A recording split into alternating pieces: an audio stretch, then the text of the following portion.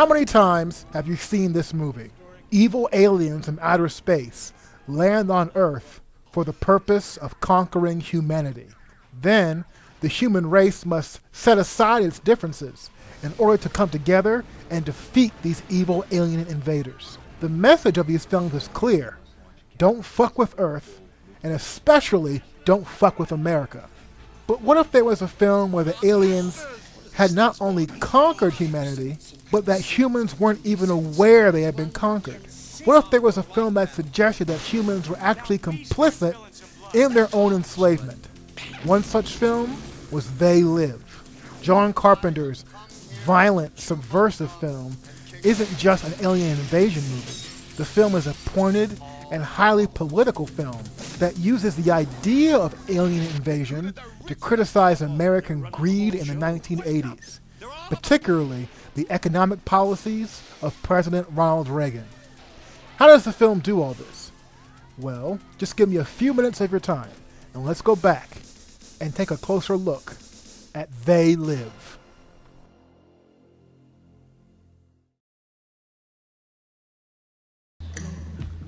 I have come here to chew bubblegum and kick ass.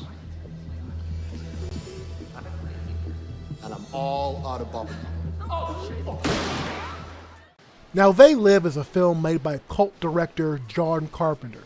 During his career, Carpenter helped create more than 30 films. Now, he's famous for creating thrillers about people in a fight for survival. Now, these were low-budget movies where individuals or small groups of people were trapped in a confined area and had to fight for their lives. At the time of their release, many critics dismissed Carpenter's work as simply low-grade B movies. And yes, some of them were, but many of them were done with a lot of style, skill, and humor, but none were as subversive as this one. Now, They Live is a different kind of alien movie. It's set in an America with massive unemployment and high crime. The story centers around a drifter, played by the then popular wrestler Roddy Piper. Now, Piper discovers that when he wears a specially designed pair of sunglasses, that he can finally see the truth. And the truth in this case is that humanity is enslaved by aliens. With his newfound vision, our hero sees that the everyday world is filled with propaganda that keeps the alien invaders in power. Once harmless billboards and signs now tell us to obey. Magazines and newspapers tell us to mindlessly shop and consume. Instead of saying, "In God we trust," money now reads, "This is your God." So the world of They Live is one where the human race has collectively been put to sleep by aliens. And the only one who knows it is the hero. What's interesting is how the very ideas that enslave humanity, money, individual wealth, consumerism, are the very things that American capitalism holds most dear. Think about it. Think about how much of our media is built around buying things and selling things and getting us to consume stuff. We're taught not only to buy, but to keep buying and coming back for more. Think about how much of our media, television, and films communicate the idea that we can be rich, beautiful, and wealthy, and all we have to do is get a job, go to work, and consume, consume, consume. This is how They Live works as a satire. Here, the very ideas that are supposed to be American and good are shown to be alien and evil. This is why the idea of seeing and the glasses are so important. It's not just what the glasses reveal, it's also what the glasses cover up when they're not on.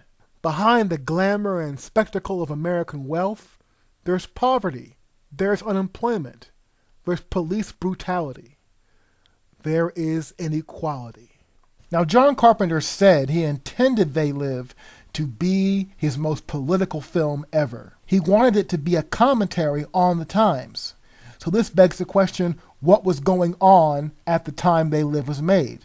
Well, the late 80s was the era of the yuppie, the young urban professional who valued business and wealth. Remember, this was also the year after Wall Street and the year of Wall Street tycoons like Gordon Gekko, who were telling America that greed was good. Now, this aggressive brand of capitalism was even championed by then-President Ronald Reagan. Reagan's economic policies were referred to as Reaganomics, and they emphasized the lowering of taxes, fewer government regulations, and other policies that favored big business. The idea behind Reaganomics was that fewer government regulations and lower taxes would help the wealthy. And if the wealthy did well, their wealth would trickle down to the lower working classes. Of course, this was not always the case.